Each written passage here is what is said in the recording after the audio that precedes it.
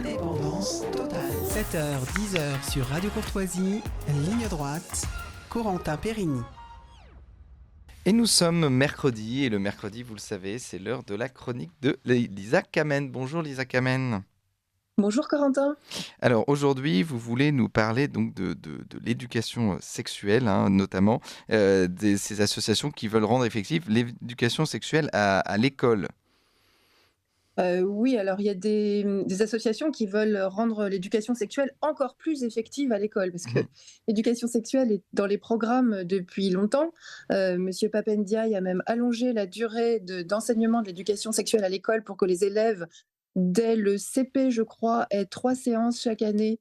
Et c'était pour lui, j'allais dire une ambition, je dirais même une obsession, hein. Il en parlait beaucoup. Il se trouve que, et je pense à juste titre, un grand nombre d'enseignants ne sont pas à l'aise avec l'enseignement de l'éducation sexuelle à l'école, et un grand nombre de parents ne sont pas d'accord pour que leurs enfants soient éduqués sexuellement à l'école. Il leur paraît sans doute plus logique de faire ça à la maison, de répondre à leurs questions, etc.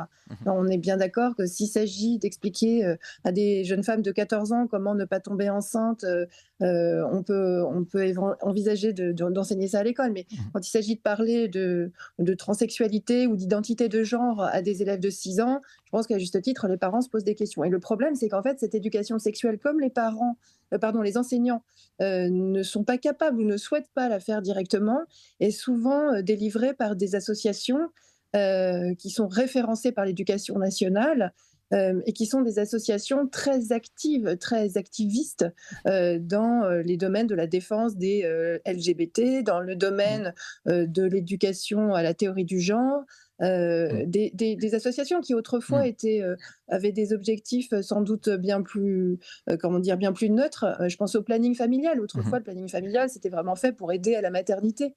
Aujourd'hui, ce sont des gens qui communiquent sur le fait qu'un homme aussi peut être enceint. Voilà. Donc, Oui. ils ont changé leur fusil d'épaule. Donc finalement, parce que vous avez dit LGBT, mais vous avez quelques lettres de retard, parce que maintenant c'est Ah oui, j'y arrive pas. LGBTQIA+. Voilà, Lisa Kamen. Alors, mais Non, justement, j'y donc, arrive pas. bah, écoutez, il y a une lettre tous les ans en plus. Donc l'idée, c'est vraiment finalement donc d'expliquer que c'est pour l'éducation affective, donc ce qui est intéressant, et notamment ce qui peut être utile pour l'adolescence. Mais là, donc cette éducation affective, elle est à la fois de plus en plus jeune et elle est de plus en plus idéologisée. Oui, non, mais il se cache même plus derrière le mot, l'adjectif affective, hein.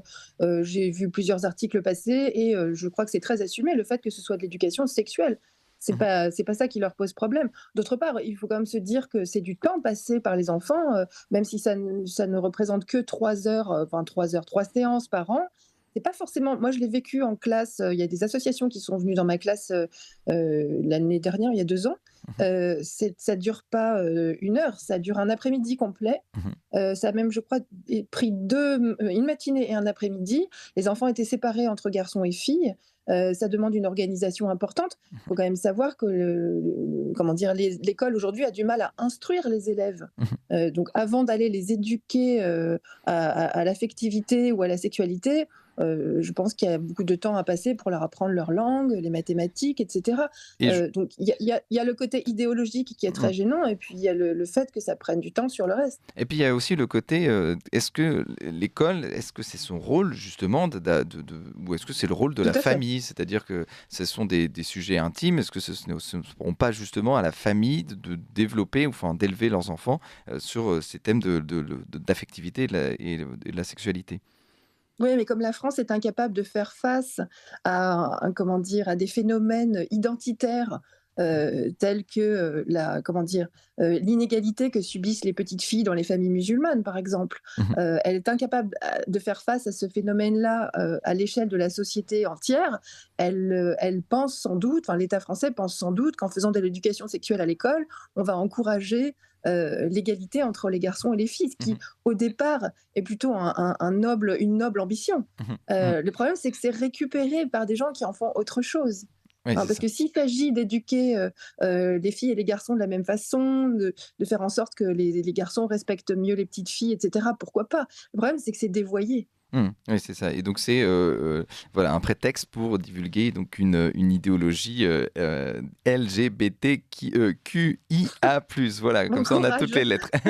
Bah, écoutez, merci Lisa Kamen. Puis je rappelle, je ne l'ai pas dit, mais vous êtes l'auteur de la Grande Garderie, c'est ça, aux éditions Albin Michel. Et Oui. c'est un livre qui cartonne parce que d'après ce que vous m'avez dit la dernière fois, tous les tirages ont été écoulés. En tout cas, ça a été réimprimé. Ça a été Aujourd'hui, je ne réimprimé. sais pas où on en est. Ça a Ouais. été réimprimé. Bah écoutez, on vous réinvitera voilà, pour en parler plus longuement avec vous. Merci à vous, puis à très vite pour une nouvelle chronique sur l'éducation.